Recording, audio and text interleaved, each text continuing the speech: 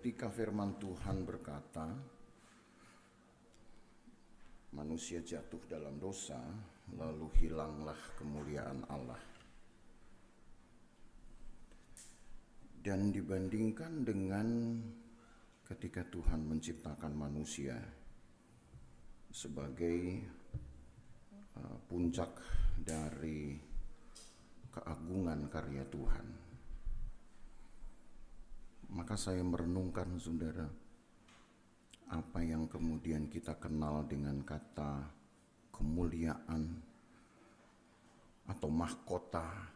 Karena Ayub menyebut istilah kemuliaan itu dengan kata mahkota. Itu cuma Ayub yang mengucapkan itu. Jadi kemuliaan Tuhan itu ya bisa diibaratkan seperti mahkota ya, yang ada di atas kepala manusia. Tapi saya yakin bahwa kemuliaan tetap lebih tinggi, lebih luhur nilainya daripada mahkota. Hanya selalu saya renungkan ketika mahkota atau kemuliaan Allah ini hilang karena dosa manusia, maka apakah manusia betul-betul tidak lagi dapat memikirkan bahkan melakukan yang baik? Ya. Karena di dalam Alkitab kalau kita periksa dengan benar, sudah ada saja orang yang bisa memikirkan, merencanakan, menciptakan satu hal yang baik. Bahkan di dalam Perjanjian Baru, Paulus juga mengucapkan satu nasihat kepada Timotius. Ada satu ucapan Paulus berkata bahwa seorang penilik itu menginginkan pekerjaan indah. Siapa itu penilik? Karena Paulus bicara dalam hubungannya dengan organisasi gereja, maka yang disebut dengan penilik itu adalah pelayan jemaat. Tidak terbatas hanya kepada gembala, tapi siapa yang mengambil bagian di dalam pelayanan untuk jemaat. Ya, pelayanan kesehatan kah, kesehatan fisik, kesehatan mental. Ya, banyak orang sekarang kelihatan sehat tapi sebenarnya sakit. Ada orang yang nggak pengen diketahui dirinya sakit, tapi sebenarnya sakit. Tapi ada orang yang justru sehat, pura-pura sakit, itu juga banyak, saudara. Kalau di sini mudah-mudahan kelihatan sehat, karena memang sehat, maksud saya saudaranya. Ya. Kalau sakit urusan saudara sama Tuhan. Gitu. Maka yang selalu saya renungkan, kalaupun dosa telah membuat manusia itu menjadi impotensi, tidak punya kemampuan apa-apa, hilang kemuliaan Allah. Tetapi nyatanya di dalam Alkitab banyak juga orang yang masih bisa paling sedikit merenungkan, memikirkan, menciptakan hal yang baik. Di Perjanjian Baru juga ternyata untuk orang-orang dengan tugas tertentu, yaitu penilik, itu punya semacam orientasi hidup. Maksudnya bawaannya itu adalah menginginkan pekerjaan yang indah. Itu selalu saya renungkan, saudara, bagaimana caranya saya betul-betul dapat mengerjakan satu pekerjaan yang indah, bukan hanya indah di dalam pandangan mata saya, tapi di dalam pandangan mata Tuhan. Kecocokan ini kan susah karena kita tidak punya indikator. Indikatornya sudah jelas, manusia sudah jatuh dalam dosa. Apa indahnya dosa? Bahkan Salomo berkata di dalam kitab Pengkhotbah, lalat mati, satu ekor lalat, lalu mati dan jatuh di atas minyak urapan, maka menjadi busuklah minyak urapan. Itu persis seperti perumpamaan yang kita kenal.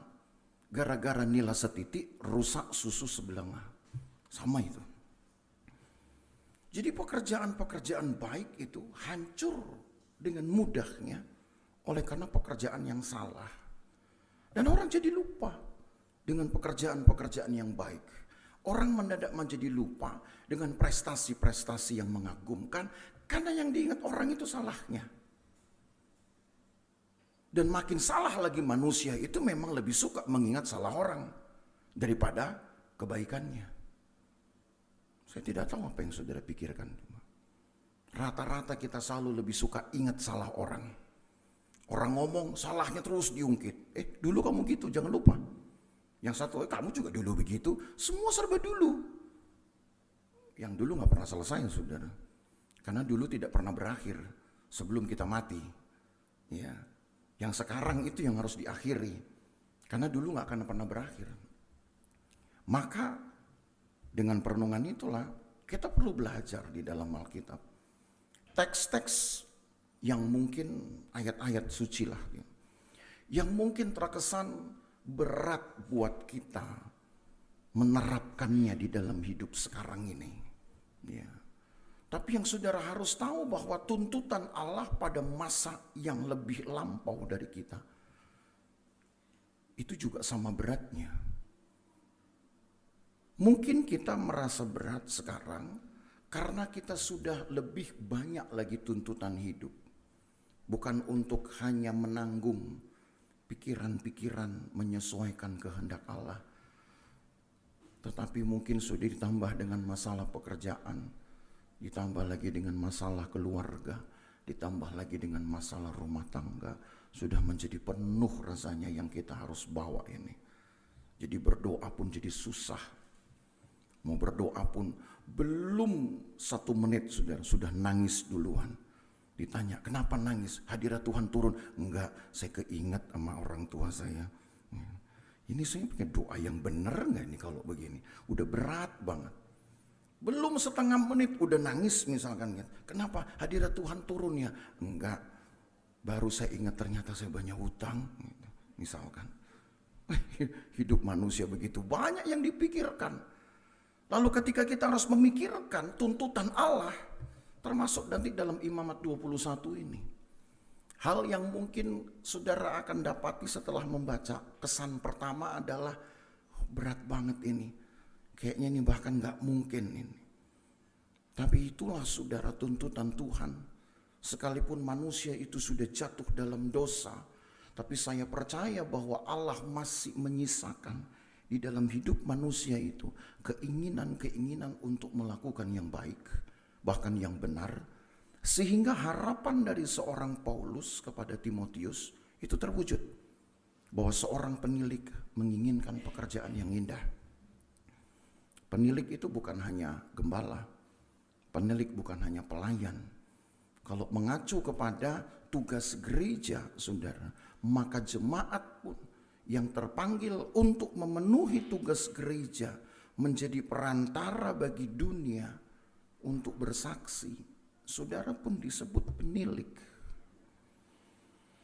Dan seorang penilik menginginkan pekerjaan yang indah. Seindah apa yang saudara bayangkan?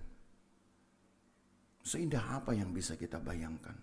Paling tidak dari keinginan, saudara.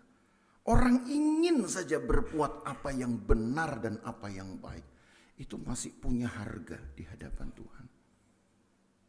Ingin itu timbul dari mana? Ada yang tahu? Dari sini. Dari sini ya? Atau dari sini? Ingin itu dari mana? Dari sini? Siapa yang setuju dari sini? Emang ini apa sih? Dada gitu. Hati itu kan di bawahnya, saudara. Dekat udel tuh hati kalau orang Jawa bilang. Ingin di mana? Di sini, Pak. Enggak sopan, saudara. Ingin di mana? Ingin tuh di sini, saudara. Apa yang ada di otak belakang kita itu.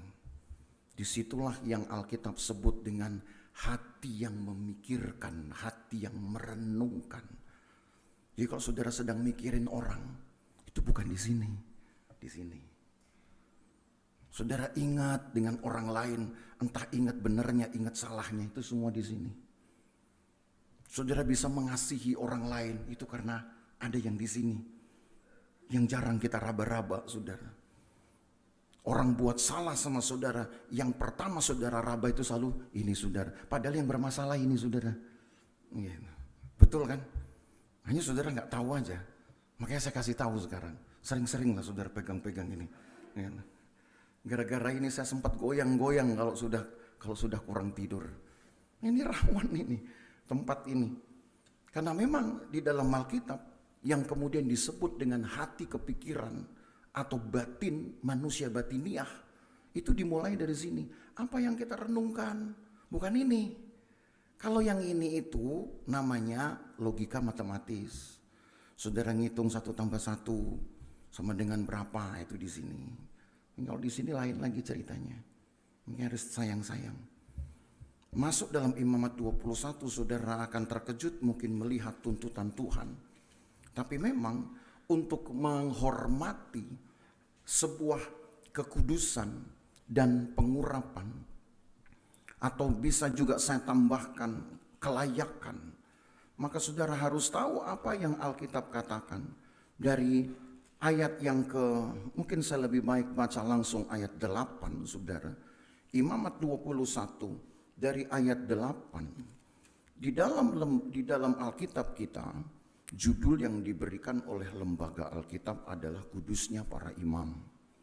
Ya, kalau 2 minggu lalu kita bahas tentang kudusnya umat Tuhan. Tapi bukan berarti ada perbedaan antara kelompok mayor dengan kelompok minor. Umat Tuhan seolah mewakili kelompok mayoritas. Lalu kemudian imam mewakili kelompok minoritas. Sebenarnya ini yang dilihat sama. Hanya ketika kita membahas tentang kudusnya umat Tuhan, yang dibahas itu adalah orientasi hidup, komitmen hidup gitu. Makanya saya beri judul 2 minggu lalu itu, ya, bahwa kesetiaan itu harga mati. Ketika bicara pasal 21, maka yang ditegaskan itu adalah kelayakannya, saudara. Bukan hanya sekedar komitmen. Kalau komitmen pasal 20. Nah, pasal 21 kita akan lihat kelayakan. Judul Alkitab sih boleh-boleh saja. Tapi kita lihat isi dari Alkitab itu akan mengungkapkan hal yang lebih spesifik. Maka ayat 8, saya mulai dari ayat 8. Dan kamu harus menganggap dia kudus. Siapa dia ini? Imam. Ya.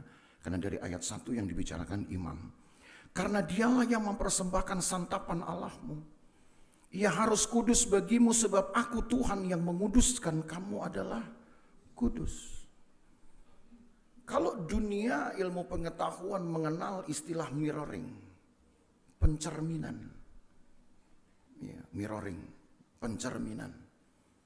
Artinya model yang diturunkan untuk menjadi acuan pengajaran kepada anak-anak itu model pendahulunya. Siapa pendahulunya ini? Mau gurunya kek? Mungkin lebih baik orang tuanya kek? Itu. Tapi yang jelas disebut dengan model mirroring ini artinya kita berkaca kepada orang yang sudah punya pengalaman, yang sudah punya cerita banyak. Sebelum akhirnya pengalaman-pengalaman itu akan diuji cobakan kepada generasi kita. Untuk menjadi pengalaman mereka juga. Masih sama atau tidak. Di dalam Alkitab ini konsep mirroring itu kuat sekali saudara. Modelnya. Abraham turun kepada Ishak itu mirroring.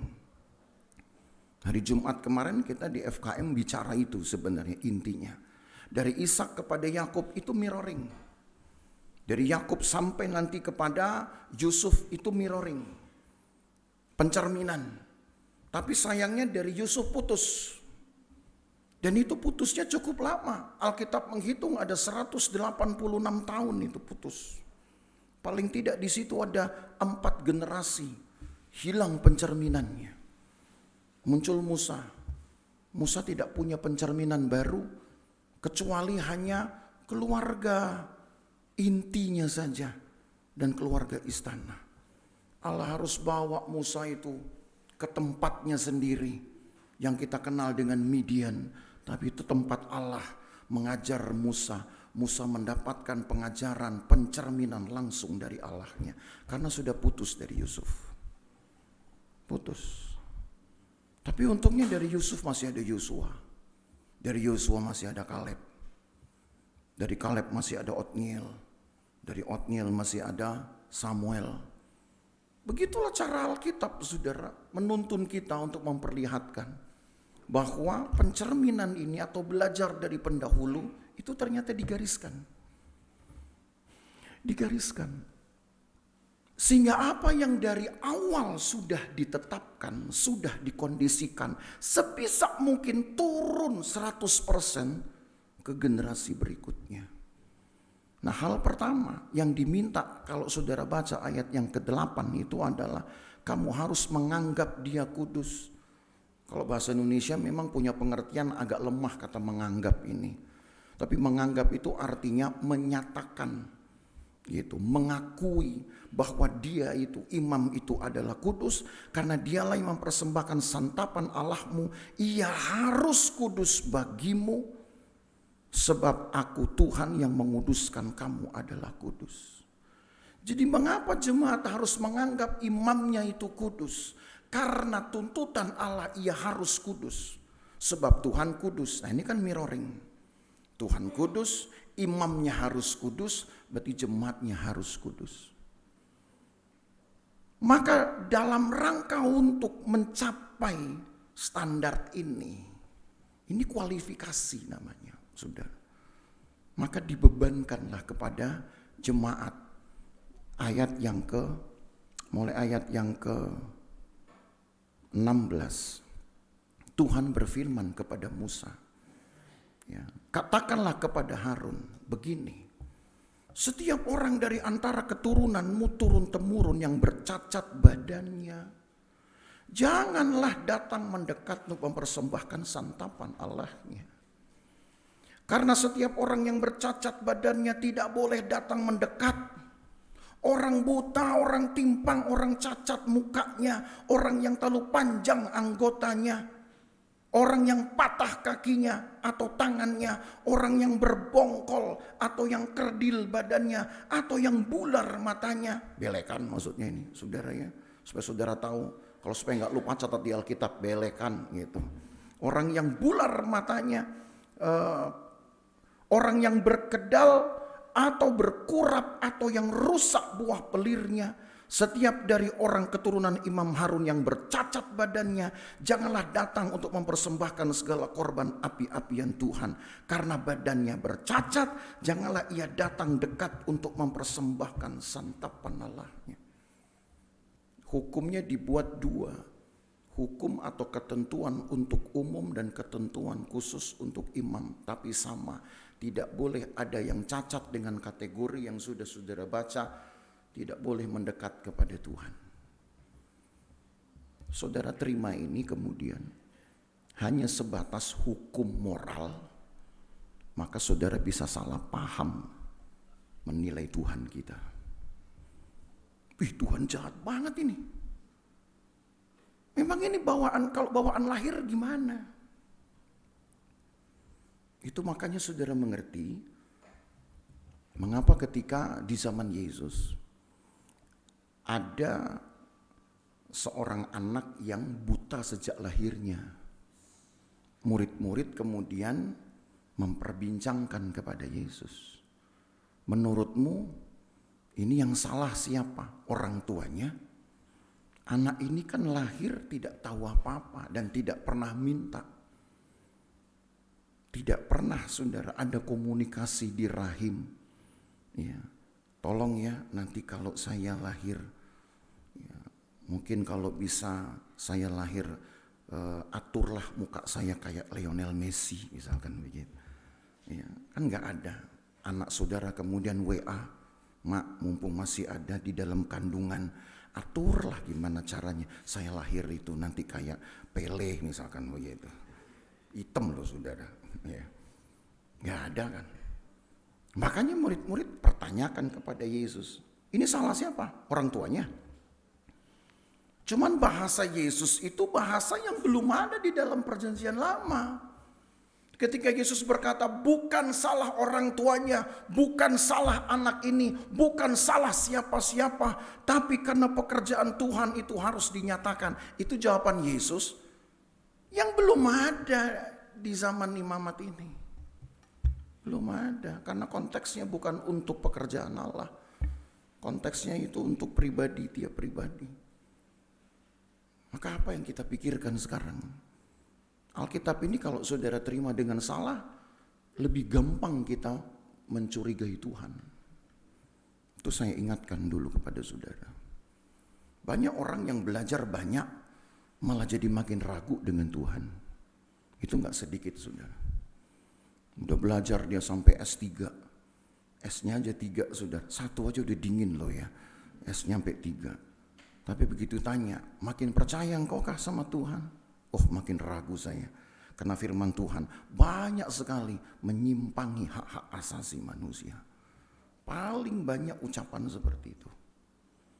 Ini kan juga bisa dituduhkan seperti itu.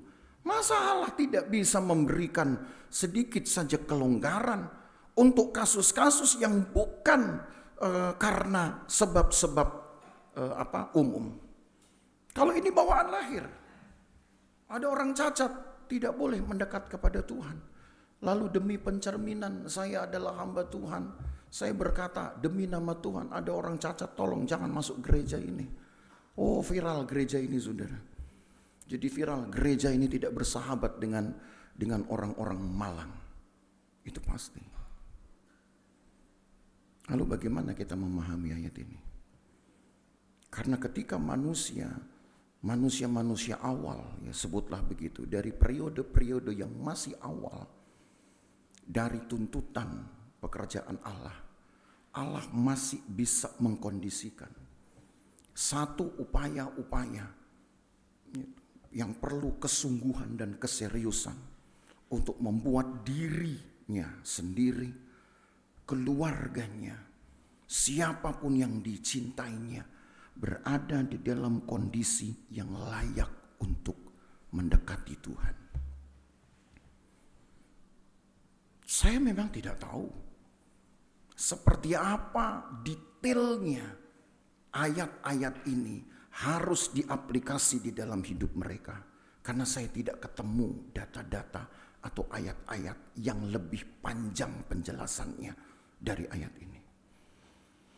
Tapi yang saya yakini bahwa pada masa itu kekudusan Allah masih dapat mempengaruhi orang-orang, dalam hal ini jemaat, untuk menghasilkan kehidupan yang baik, bukan hanya dari segi rohaninya, tapi dari segi jasmani juga. Manusia sekarang aja saudara yang udah mulai banyak ngelesnya. Apa itu ngelesnya? Ya, kita ini masih masuknya manusia daging. Memang susahlah kalau daging diubah, tapi Tuhan tahu hati saya ini udah hati yang tertuju kepada Tuhan. Pinter banget orang-orang sekarang ini saudara. Emang kita tahu hati tertuju kepada Tuhan. Nggak usah orang lain, saudara sendiri. Apa sih penjelasan hati yang tertuju kepada Allah? Bisa saudara deskripsi, kalaupun ada orang yang mungkin, saya rasa di sini sih enggak ya, enggak ketahuan. Saudara, yang penting hati saya tertuju kepada Allah. Lalu saya tanya, apa arti tertuju kepada Allah? Dari bangun tidur saudara nengok ke atas mulu gitu. Terus mandi nengok ke atas, makan nengok ke atas. Ya, lama-lama ini jadi salah urat saudara. Tertuju kepada Allah. Dan itu yang saya katakan, seringkali manusia itu lebih mudah sekali untuk ngeles sekarang. Ketika firman Tuhan yang seharusnya bisa membentuk perilaku kita, kita anggap itu masih bisalah kita pending. Karena kita merasa bahwa susah sekali menyesuaikan kehendak Tuhan, mengubah perilaku dari buruk menjadi baik. Toh yang penting kan hati saya sudah saya beri kepada Tuhan. Baru sekarang kan saudara tahu bahwa di Imamat 21 Allah enggak main hati, Allah enggak bicara hati. Allah enggak bilang yang sedang sakit hati jangan mendekat kepada Tuhan, tidak ada. Yang sedang cacat, apalagi namanya cacat batin, jangan masuk ke dalam bait Allah. Tidak ada. Yang ada yang cacat badannya keluar, yang bongkol keluar. Tuh Allah nggak main hati, saudara. Nggak kayak kita. Kita masih main hati, baper-baperan. Allah enggak. Cuman kalau kita harus terjemahkan di masa sekarang, kita perlu pemahaman yang lebih baik supaya jangan salah. Tapi kembali tadi yang saya katakan, bahwa saya percaya pada masa itu Allah masih bisa mengkondisikan manusia untuk mempertahankan kelayakannya, supaya hidupnya sendiri, hidup pribadi, dan hidup orang-orang yang ada di dekatnya, keluarganya kah, satu rumahnya kah, dapat saling mempengaruhi sehingga sehat hidupnya, bukan hanya rohani tapi juga jasmani. Jadi orang Israel tuh ngatur, saudara, pola makan. Sekarang di dunia kedokteran sebenarnya baru kita tahu bahwa bisa dicegah semua penyakit-penyakit yang akan nanti dibawa di janin. Sudah bisa dicegah. Dan ternyata yang paling umum itu pola makan dan pola hidup.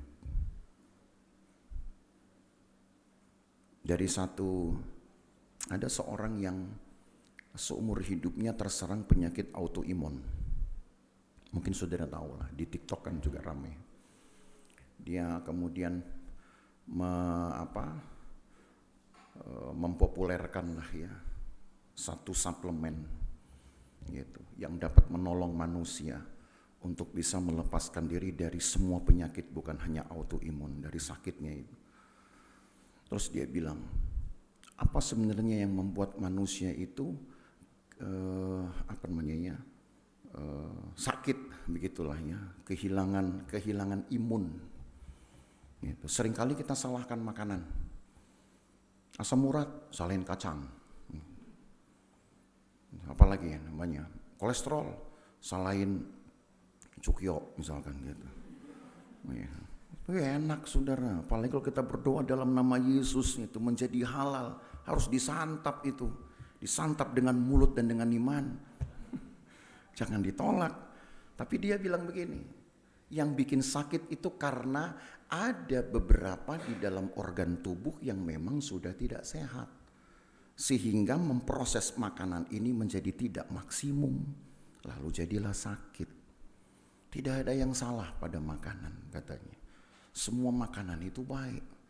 Wah, ini baru namanya orang Alkitabiah. Saya lihat di dalam Alkitab tidak ada larangan orang makan. Kecuali satu yang dilarang adalah darah. Yang lain halal, saudara. Buat orang Israel ada 4 yang haram. Ya biarin aja, kan kita bukan orang Israel. Orang Israel mengharamkan babi. Babi itu masuknya haram. Kelinci mereka haram. 4 itu mereka haramkan. Nah, buat kita bukan orang Israel. Ya udah, makan dalam nama Yesus. Tapi takut kolesterol. Kan bukan salah makanannya. Dia bilang itu yang kedua organ. Yang pertama, yang kedua yang membuat imun lemah itu katanya. Karena manusia itu sering baper katanya. Jadi baper itu memperlemah imun, saudara. Hari ini bertobatlah yang suka baper, ya, supaya saudara sehat. Ya, cuman saya pikirkan ini, satu sisi ada rasa geli juga, tapi satu sisi juga saya rasa kagum. Berarti di dalam pengkondisian Imamat 21, Allah sudah biasakan itu. Allah tuntut itu kepada keluarga-keluarga Israel. Supaya kelak nanti anakmu akan lahir baik. Tumbuh dengan baik. Bukan hanya batinnya, tapi fisiknya. Maka kelola itu sejak dari awal. Jaga. Itu sebenarnya yang baru bisa saya tangkap sudah dari pemaknaan Imamat 21. Saya rasa Allah tidak betul-betul melarang orang-orang cacat ini untuk mendekat kepada Tuhan. Toh buat Tuhan tidak ada yang sulit mengubah cacat ini menjadi baik. Saudara percaya kan? Bagi Tuhan tidak ada yang mustahil. Tapi seringkali kita yang membuat kuasa Allah itu tampak mustahil karena kita yang gak percaya, satu. Kedua, kita ceroboh. Kita pikir gampang, ini cuman begini aja. Gereja Pantekosta di awal dari pengajarannya ketika masuk ke Indonesia sangat kuat dengan pengajaran dari kitab Injil Lukas.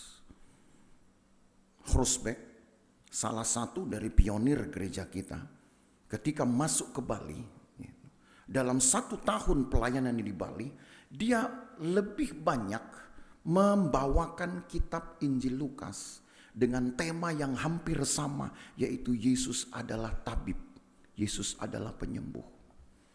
Dan penekanan dari khotbah-khotbah pionir gereja kita itu adalah kalau orang sehat rohani, pasti sehat jasmani. Makanya orang tua dulu, kalau kita datang dengan sakit, keadaan sakit, tahu bahasa mereka apa? Ngana sudah berdosa ngana ini. Enak aja ngomong sudah. Tapi ya begitu pemahaman mereka dari awal, karena pengajaran awal gereja kita seperti itu. Sakit karena dosa. Sekarang saudara ngomong gitu ke temenmu, gak ke gereja dia minggu depan. Oh sakit ya? Makanya jangan bikin dosa banyak-banyak. Tersinggung dia. Saudara dianggap nanti malah bikin sudah bikin luka di dalam batin. Hamba Tuhan dulu begitu ya. Hamba Tuhan dulu. Yang pengster-pengster, anak-anak pengster. Saya tuh ngalami, apalagi saya ini kan paling sering sudah bersahabat sudah dengan orang-orang tua. Praktek saudara dari kelas 1, tahun 92. Selesai kelas 1 sekolah Alkitab, praktek di Bandung ketemu orang hamba Tuhan yang senior sekali. Sudah umur 80 ke atas. Nggak bisa sedikit lihat salah. Apalagi orang Belanda, saudara. Nggak boleh sedikit lihat salah. Sakit, jangan ngomong sakit. Ya itu nanti, langsung dia akan tumpang tangan. Itu. Setelah tumpang tangan, dia pergi besuk. Oh masih pusing, ditabok kita. Udah saya tumpang tangan harus sembuh. Gitu. Itu mahal itu harga tumpang tangan, saudara. Mau sembuh mau enggak, pokoknya pergi aja deh. Ya, daripada jadi masalah, saudara. Ya. Masuk kelas 2, tahun 94. Berpraktek di Ketapang, ketemu orang tua lagi. Prinsipnya sama, modelnya sama. Aduh sudahlah, saya pikir kenapa saya kok deket sama orang tua gitu ya. Tapi itu bentukan yang bagus sudah. Dan saya baru paham betul bahwa prinsip yang ditekankan dari orang-orang tua kita itu memang pencerminan. Apa yang mereka sendiri yakin, mereka juga pakai itu karena mereka belajar dari orang-orang yang lebih terdahulu lagi. Maka kalau kemudian dituntut, saya baca ulang ayat 8 itu saudara. Saya baca ulang ayat 8. Ketika dituntut, kamu harus menganggap dia kudus karena dialah yang mempersembahkan santapan Allahmu. Ia harus kudus bagimu sebab aku Tuhan yang menguduskan kamu adalah kudus. Maka berarti yang saudara harus pikirkan, kalau Tuhan itu kudus dan imam itu pelayan adalah kudus, maka bukan berarti saudara tinggal minta berdoa kepada Tuhan, Tuhan bikinlah kami kudus, sesuaikanlah dengan caramu. Tuhan hanya ingin sesuaikan dengan cara hidup saudara. Makanya ada penjelasan, kalau ada yang sakit tidak boleh masuk, mendekat kepada Tuhan. Apa yang mereka buat? Kan mereka harus obati dulu tuh. Bukan berarti mereka diisolir untuk tidak boleh ketemu Tuhan. Pasti mereka akan berjuang untuk membereskan dulu. Sebisa mungkin mereka sembuhkan dulu sakit ini. Supaya dalam kondisi sehat mereka layak untuk menghadap Tuhan. Mereka layak untuk beribadah kepada Tuhan. Mungkin buat kita mikir susah. Emang nyembuhin penyakit itu sebentar. Ingat saudara di kondisi yang dulu. Kalau seandainya umat Tuhan hidup dengan kudus, sehat rohaninya, sehat jasmaninya. Pertanyaan sekarang bisa balik gak itu? Sekarang bisa baliknya. Saya mendambakan itu, saudara. Suatu sisi kalau saya dambakan itu dan terjadi, maka klinik, dokter, rumah sakit sepi pasien. Kenapa? Sakit yang berat, saya akan berdoa saja. Dan begitu berdoa, sembuh. Pasien berkurang, saudara. Mungkin pasien yang masih rame, dokter masih rame, itu adalah dokter gigi. Gitu. Karena tumpang tangan gigi bolong-bolong aja gitu ya. Lebih baik sakit gigi daripada sakit. Jadi Bapak Ibu Saudara, tuntutan inilah yang membuat kita berpikir ulang. Kita menghadap Tuhan, apa yang mesti kita persiapkan? Bukan cuma hati, sikap hidup, perkataan, perilaku. Walaupun itu saya katakan selalu di dalam perenungan saya, antara geli tetapi juga rasa kagum. Gelinya adalah Tuhan, sampai segininya kah Engkau menuntut? Gelinya adalah Tuhan, sampai seperti apa kami harus betul-betul menjaga kesehatan. Sekarang orang juga serba salah, saudara. Habis melayani diajak makan, gitu. Kalau nggak makan tersinggung, susah juga. Apalagi kalau sudah pelayanan keluar kota, aduh sudah deh. Semua makanan baris, saudara, dari ujung meja sampai ujung meja. Saya ke Papua, ke Manado, ke Kupang di waktu-waktu yang lalu. Itu satu hari bisa lebih banyak daripada KKR yang saya buat. Satu hari KKR paling cuma 2 kali, makan bisa 4-5 kali loh, saudara. Saya bilang mampus ini ya. Nggak dimakan bagaimana? Tapi Bapak Ibu Saudara, itu sudahlah, itu makan bunga-bunga kehidupan. Tapi yang sedang kita pelajari tuntutan Allah. Mereka adalah orang-orang kudus, hormati mereka sebagai orang kudus. Maka pesan saya, saudara, jemaat tidak perlu mengacak-acak pelayan-pelayan Tuhan. Mereka itu orang-orang kudus. Hal mereka kudus atau tidak perlu saudara tahu. Tapi itu membuat juga satu figur yang jelas, pelayan, engkau harus menjaga kepercayaan jemaat bahwa engkau adalah orang-orang kudus. Harus begitu. Enggak ada lain. Jangan selengean, jangan bercanda. Kenapa? Karena jemaat sudah menganggap, kan ayat 8. Ini orang-orang kudus nih. Pelayan-pelayan orang-orang kudus. Harusnya kan kita berkaca, saya sudah pantas kudus enggak ya? Maka Pikirin gimana caranya supaya saudara kudus. Mumpung masih jemaat yang mengakui itu, yang gak mau tahu. Ataupun kalau mau kepo banget 1-2 orang. Tapi Allah Maha tahu loh saudara. Maka ayat ini bukan memaksakan kehendak, tapi untuk saling memeriksa hidup. Saya baca ulang ayat 8. Ayat 8. Dan kamu harus menganggap dia kudus. Karena dialah yang mempersembahkan santapan Allahmu. Ia harus kudus bagimu. Hamba Tuhan harus kudus di hadapan jemaat. Ia harus kudus bagimu. Sebab aku Tuhan menguduskan kamu adalah kudus. Saya kadang, saudara, mungkin hampir tiap hari Minggu. Selalu saja ada perasaan yang mengejar-ngejar. Kamu sudah layak nggak nih khotbah ini? Jangan karena mentang-mentang kamu gembala, dapat SK gembala, sudah sah gembala karena ADART sekolah Alkitab. Jangan karena kamu juga sudah punya kompetensi seorang dokter, pengajar, dengan sertifikat-sertifikat. Itu kadang-kadang suka menggelitik. Aduh Tuhan, apalagi kalau udah bicara di depan FKM. Depan FKM itu Alkitab itu harus 2 arah saudara masalahnya. Antara fisik dengan emosional gitu. Dan sudah banyak bisa kita aplikasi sampai kepada hal-hal yang paling detail dalam hidup. Kadang saya harus hati-hati. Jangan sampai kemudian Alkitab hanya menjadi cemoohan. Seorang Alkitab tidak punya harga karena hanya ngurusi hal-hal yang remeh dalam kehidupan. Alkitab di atas segala-galanya. Dia mengatur semuanya. Tapi seringkali kita yang gak tahu caranya. Gimana membawa Alkitab itu sampai menjadi landasan hidup sehari-hari. Apalagi ketemu ayat ini. Nanti saudara akan lihat di pasal 23. Tapi belum sekarang ya. Jauh lebih keras lagi aturannya daripada daripada Imamat 21. Namanya Bapak Ibu Saudara, karena Alkitab, atau mungkin saya tambahkan dengan yang tadi saya sudah, itu sangkakala 1 saudara ya. Di dalam 1 Timotius pasal 3, ketika tadi saya katakan bahwa seorang penilik itu menginginkan pekerjaan yang indah. 1 Timotius, mungkin saya harus ke sini dulu. 1 Timotius pasal yang ke-3 ayat pertama. 1 Timotius pasal 3 ayat 1.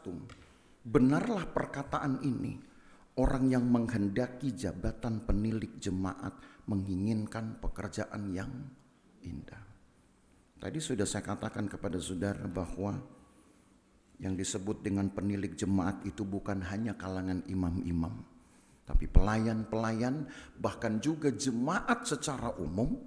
Ketika jemaat juga pada akhirnya melaksanakan tugas gereja sebagai saksi bagi teman-temanmu, engkau penilik jemaat.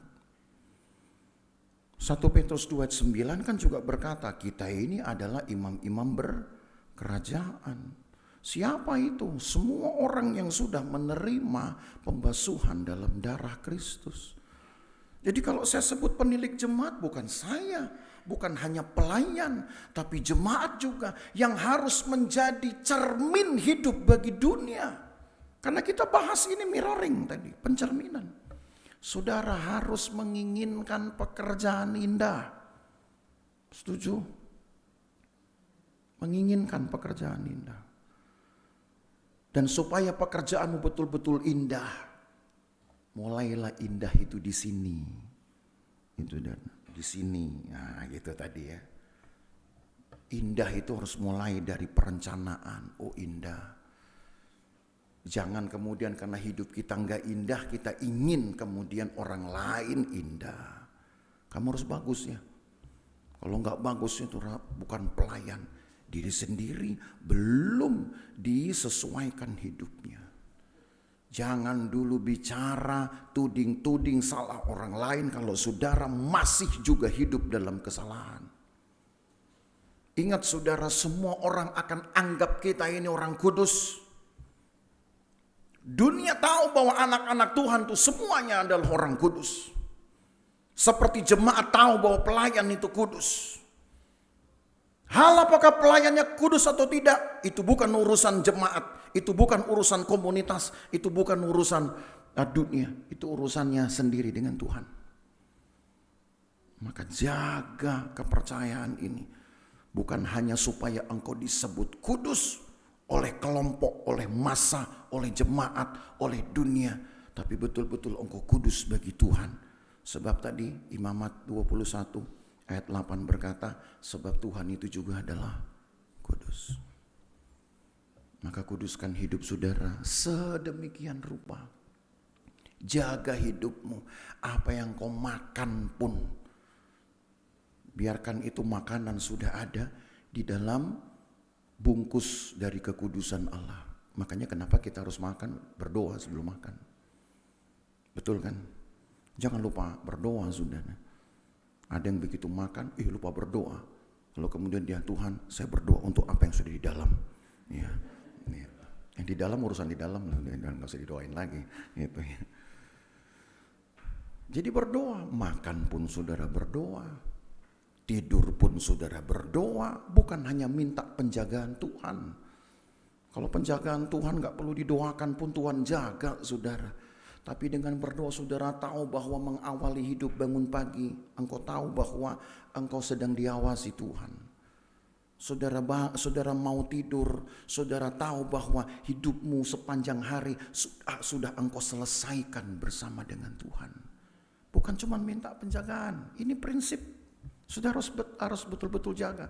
Jadi bangun pagi berdoa itu saudara serahkan hidupmu dengan Tuhan. Jaga hidupmu supaya nanti sampai malam engkau berdoa. Satu hari itu engkau betul-betul bisa beri hidup untuk Tuhan.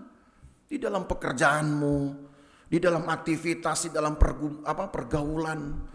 Jangan menggampangkan. Nanti imamat 21 ini Tuhan tuntut. Jadi terlambat kita untuk menyesuaikannya. Tiba-tiba Tuhan bilang, kakimu pincang nih. Kenapa? Karena engkau sudah memukul atau menendang kaki orang lain. Kan ikut pincang juga dong kaki kita, saudara. Tuhan bilang karena kamu sudah membuat orang pincang, maka kakimu pincang, tidak boleh masuk kerajaan sorga. Kan saudara yang nangis nanti. Saudara minta ampun kepada orang yang saudara tendang.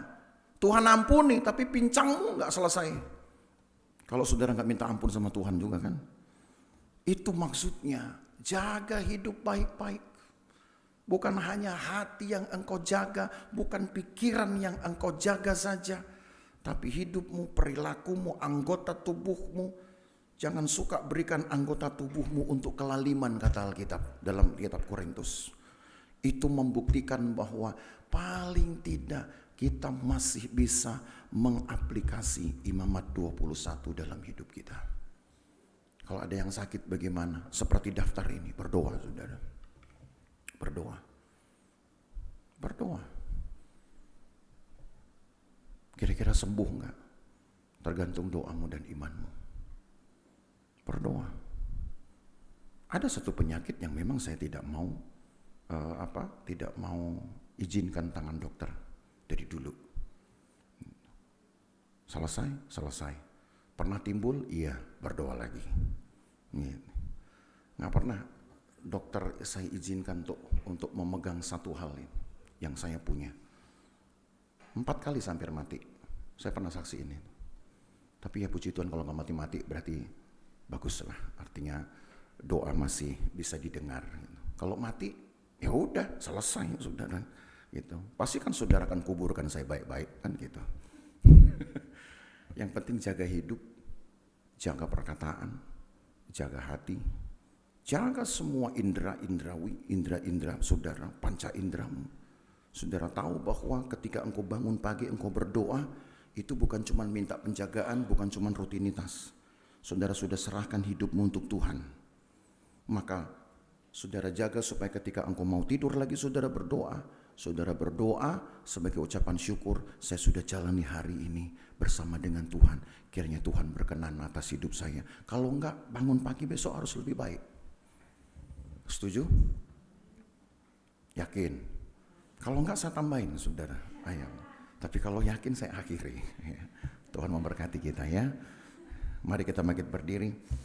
Kita hanya satu pujian yang tadi sudah sempat dinyanyikan di menit-menit terakhir pada waktu pujian tadi. Yang refnya berkata, ku tahu hidupku adalah persembahan. Kita nyanyikan dari awal itu, pujian dan syukurku. Saya agak lupa ini. Ya nanti dibantulah sama singers ya. Pujian dan syukurku ku bawa padamu. Mari kita bangkit berdiri saudara.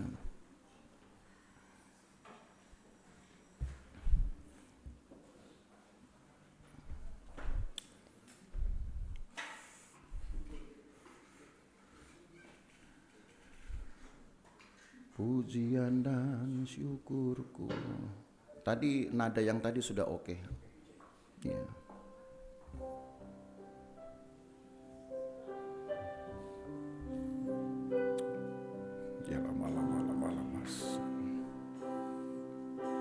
Pujian dan syukurku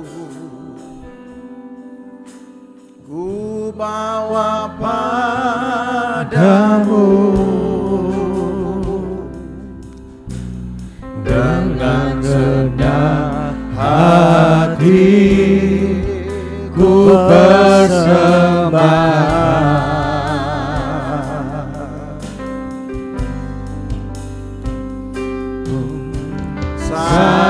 Bila ku ada,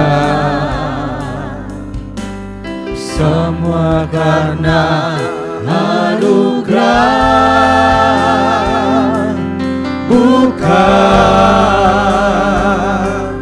karena kekuatanku. Ku tahu hidupku Ku tahu hidupku adalah penyembahan. Kau ciptakanku dalam kemuliaan-Mu.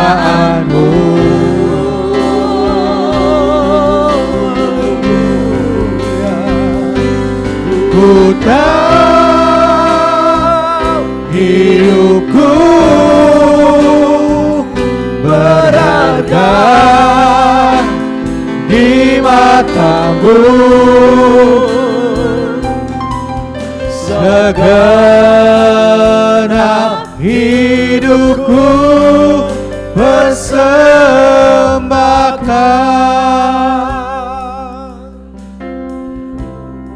Setiap kali saya melihat satu upacara seremonial pemberian penghargaan, hampir tiap tahun saya mewisuda mahasiswa.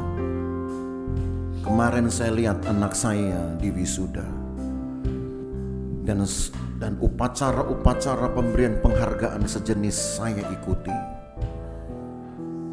Ada ucapan terima kasih Tuhan, Engkau sudah menghentar 1-2 orang tertentu untuk mencapai satu kehidupan, satu penghargaan. Tapi apakah itu cukup buat Tuhan, saudara? Kadang saya bertanya, apa yang sudah saya kerjakan untuk Tuhan, saya sudah kerjakan untuk jemaat, apakah itu sudah cukup untuk Tuhan? Kadang memang sedih hati ini, tapi saya bersyukur kalau itu masih ada di mulut saya, masih dapat terucap, saudara, dari hati saya. Berarti saya percaya Tuhan masih memberikan kepada saya kesadaran untuk dapat menguji apakah yang sudah saya lakukan itu sudah cukup bagi Tuhan. Kalau kurang, tambahkan. Dan pada dasarnya tidak ada kata cukup. Mungkin saudara ingin supaya orang memberi penghargaan kepada kita lebih banyak dari yang kita ingin. Paling orang hanya memberi penghargaan sebatas dengan uangnya. Orang meninggal pun diberikan penghargaan hanya sebatas karangan bunga. Tapi bukankah Alkitab berkata, orang-orang yang mati di dalam Tuhan, Tuhan berikan harga yang kita tidak tahu berapa besar harga itu. Maka kejarlah kehidupan, saudara. Hormatilah kekudusan, hormatilah pengurapan. Orang hanya tahu kita itu orang kudus. Dunia hanya tahu kita anak-anak Tuhan itu orang-orang kudus. Tapi betulkah kita kudus, itu urusanmu dengan Tuhan. Asal engkau jangan sampai menghilangkan kepercayaan dunia. Pelayan-pelayan jemaat tahu engkau adalah orang-orang yang kudus. Mereka tidak perlu tahu seperti apa hidupmu, tapi yang jelas mereka tahu, jemaat tahu engkau adalah orang-orang kudus. Hiduplah kudus, karena kekudusan urusanmu dengan Tuhan. Jangan sampai engkau abaikan kepercayaan jemaat. Terima kasih Tuhan Yesus. Haleluya. Lagi dari awal, pujian dan syukurku ku bawa kepadamu ya Tuhan.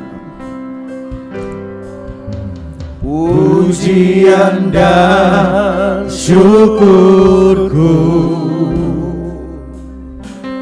ku bawa padamu, dengan senang hati ku persembahkan.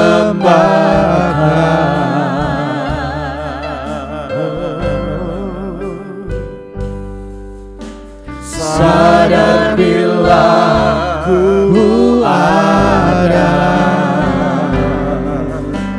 semua karena anugerah,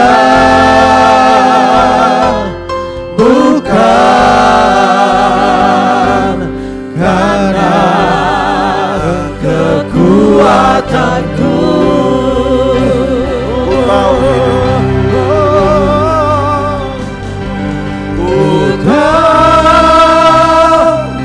hidupku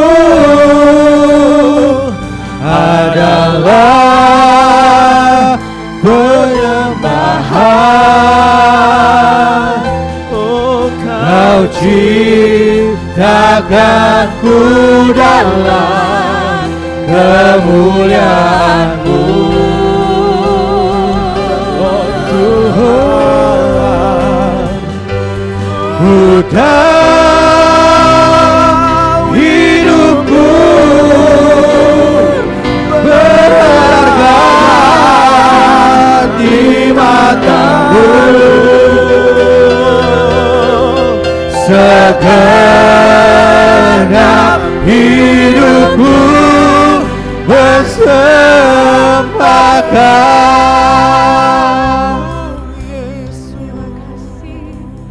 Biarlah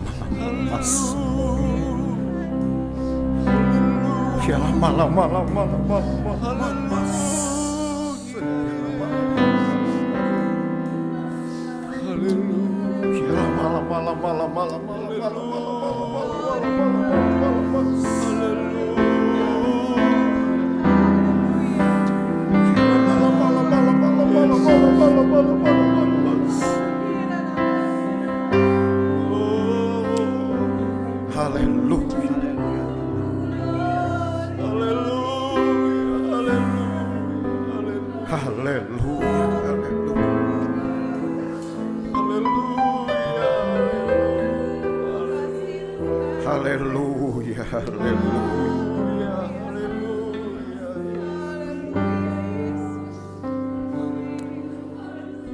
Terima kasih Yesus. Dukung kami selalu. Tolong kami selalu Tuhan. Lewat firman-Mu, bangkitkan keinginan kami untuk membaca firman-Mu, mendapatkan kebenaran-kebenaran dari firman-Mu, tahu isi hati Tuhan dari firman-Mu, sehingga kami tahu menjalani kehidupan yang sebaik-baiknya, yang sebenar-benarnya. Terima kasih Tuhan Yesus. Berkati jemaat-Mu dengan firman Tuhan ini. Bangkitkan kepada mereka kepekaan, supaya setiap hari, setiap waktu dalam hidup kami berikan dengan pantas kepada Tuhan. Karena dunia hanya tahu kami anak-anak Tuhan adalah orang-orang kudus. Jemaat hanya tahu kami pelayan-pelayan adalah orang-orang kudus. Maka kami ingin jaga kepercayaan ini. Terima kasih Tuhan Yesus. Terima kasih untuk firman-Mu. Terima kasih untuk ibadah hari ini. Kami percaya Tuhan bicara kepada kami masing-masing. Tuhan bentuk kami, dan lewat keinginan-keinginan yang telah diperbaharui oleh Engkau, kami akan melakukan kehendak Tuhan. Terima kasih banyak Tuhan Yesus, memberkati jemaat-Mu di dalam keseharian mereka. Berkati pekerjaan mereka ya Tuhan. Cukupkanlah kebutuhan-kebutuhan rumah tangga mereka. Orang-orang percaya Tuhan bedakan dengan orang-orang tidak percaya. Orang-orang yang beribadah Tuhan bedakan dengan orang-orang yang tidak beribadah. Karena ini sendiri adalah perkataan-Mu. Ini adalah perkataan yang ada di dalam firman-Mu. Engkau akan membedakan orang-orang yang beribadah dengan tidak beribadah. Kami taruh hidup kami di dalam tangan-Mu Tuhan. Jadikan kami berkat, jadikan kami terang, jadikan kami saksi kebenaran. Supaya kalau Tuhan kudus, kami kudus, jemaat kudus, dunia pun satu saat bisa dibawa dengan benar dan kudus di hadapan Tuhan. Terima kasih Tuhan, besertalah dengan kami semua, jemaat Tuhan. sepanjang hari ini, bahkan hari-hari besok ketika mereka akan kembali beraktivitas. Tuhan jagai mereka dari keluar rumah hingga masuk ke dalam rumah. Pagari mereka Tuhan, jauhkan dari bahaya, celaka dan perbuatan jahat orang lain. Kami yang akan pulang dari tempat ini juga Tuhan jagai, baik yang jauh maupun dekat, berkendaraan, berjalan kaki. Tuhan sertai kami tiba di rumah dengan selamat dan sukacita daripada Tuhan. Berkati pelayan-pelayan Tuhan, berkati mereka yang selalu mengambil bagian di dalam pelayanan-pelayanan, baik pelayanan mimbar, pelayanan meja, korban-korban mereka. Berkati Tuhan, Engkau tahu hati mereka, Engkau tahu cinta kasih mereka, Engkau balas dengan berkat yang berlipat. Terima kasih banyak Tuhan Yesus. Maka Bapak Ibu Saudara sekalian, pulang dengan buah berkat dari Allah Bapa, kasih sayang dalam persekutuan dengan anaknya Yesus Kristus, dan penyertaan Roh Kudus memelihara kita dari hari ini sampai selama-lamanya. Dan berkat ini kita terima di dalam nama Tuhan Yesus Kristus. Kemuliaan hanya bagimu Tuhan, segala hormat pujian hanya bagi Tuhan. Kuasanya kemuliaan hanyalah bagi Tuhan. Segala kemuliaan